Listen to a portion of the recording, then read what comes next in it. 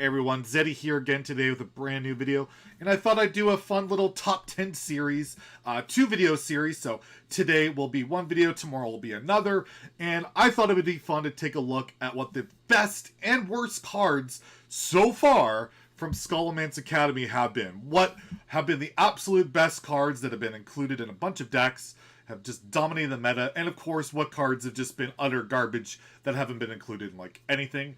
So today we're going to cover the best of the best, and tomorrow we'll cover the worst of the worst. So make sure you sub, you hit that notification bell so you can get updated for that list tomorrow. But let's get started. Let's take a look at the absolute best cards from Scholomance Academy so far. So at number 10, we're taking a look at a dual class spell for Rogue and Warrior, and that is Cutting Class. It's a 5-mana spell, and you draw 2 cards, and it costs 1 less for each attack your weapon has. This card has been very good in both Standard and Wild. Standard, it's seen a ton of play in Bomb Warrior. It's kind of helped shake the archetype a little bit more with like upgrades. It's just you upgrade your weapon, and then all of a sudden Cutting Class is a lot more reliable, and people are like even cutting Battle Rage and Skipper because, well, you got 2 cutting classes and you have your Corsair cache and all that to cycle through, and it's really taken a big step forward there. And then in Wild, it's absolutely insane with Kingsbane Rogue and Odd Rogue, where you're buffing your weapon and you're drawing cards, and of course you have Secret Passage to help fuel this. And yeah, the card is done very well across both formats, and even sees play in Weapon Rogue as well in Standard. So very powerful card. One I didn't rate that highly, that has definitely been an absolute juggernaut in the meta. Number 9, we have Voracious Reader. It's the 2-mana Jeeves, as most people call it. It's a 2-mana 1/3, and you basically fill your hand until you have 3 cards. So if you have 0 cards in your hand, you dump it, you draw 3. And it's been a staple in a lot of aggro decks, Aggro Demon Hunter, Token Druid, stuff like that, in Standard and Wild. It's as good as people thought, not exactly as oppressive as I thought, because, well, a lot of aggro has a lot of good draws. We'll see later on in the list, and it's just a very powerful card, very good. And, you know, Jeeves was 4, this is 2, and surprisingly, it's a very powerful card in the meta, in both Standard and Wild.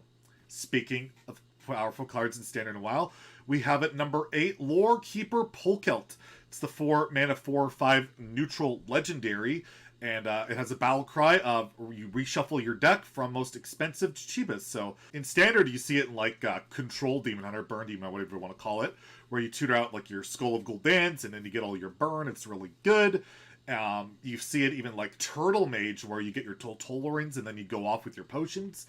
But its most prolific use has definitely been in Wild and Raza Priest.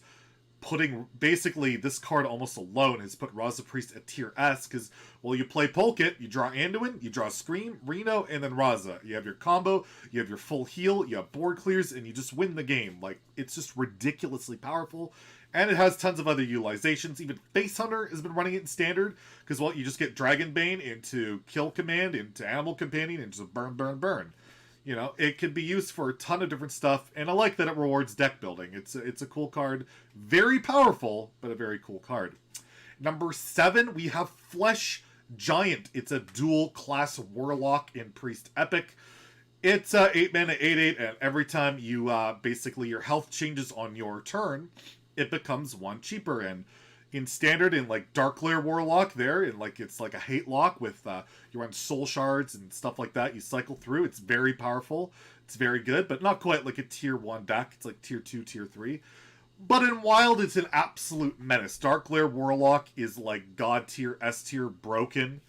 Like absolutely breaking the format, and Flesh Giant's a big part of it because, well, on turns 3 and 4, you can reliably play Flesh Giant for 0 mana when you accompany it with Darklair, and the card is just super powerful there. And again, it's doing good work in both formats, so it's got to be on the list.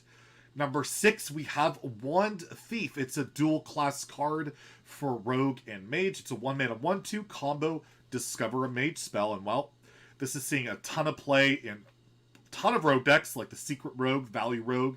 You can run it in Galakron Rogue. Mage is running it like the small spell mage, they call it, tempo mage, whatever you want to do.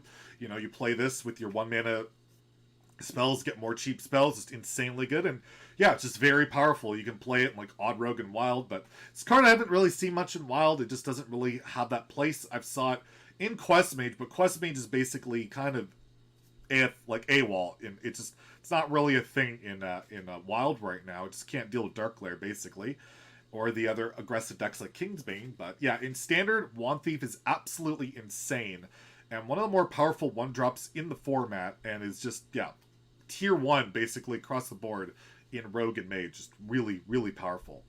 Number 5, we have Raise Dead, another dual class card. You'll notice a lot of these cards are dual class. It's a 0-mana spell for Priest and Warlock, and it deals 3 damage to your hero, and then you add 2 friendly minions that died this game. So you can get a Zephyrus back, you can get, you know, if you're playing Highlander Priest, or you can get more Flesh Giants back, or just hell, getting a Cold-Blooded Librarian back in Wild is insane, because while you play this with Dark Glare, you refresh your mana, you get Cold-Blooded Librarian, you draw a card, refresh your mana, and continue and continue. It's just absolutely busted in both formats. It's incredibly good. 0-mana cards have historically been broken, and while this is 0-mana draw 2, it also lets you cheat mana with cards like Dark Glare. It's absolutely crazy. And one of the cards that I could see getting nerfed if they do want to address this Dark Glare Warlock issue. Number 4, we have Jandis Barov, yet another dual class card. This time it's a legendary for Rogue and Mage. It's a 5-mana 2/1, and you summon 2 random 5-drops, and you get to choose one that when it takes damage, it'll die.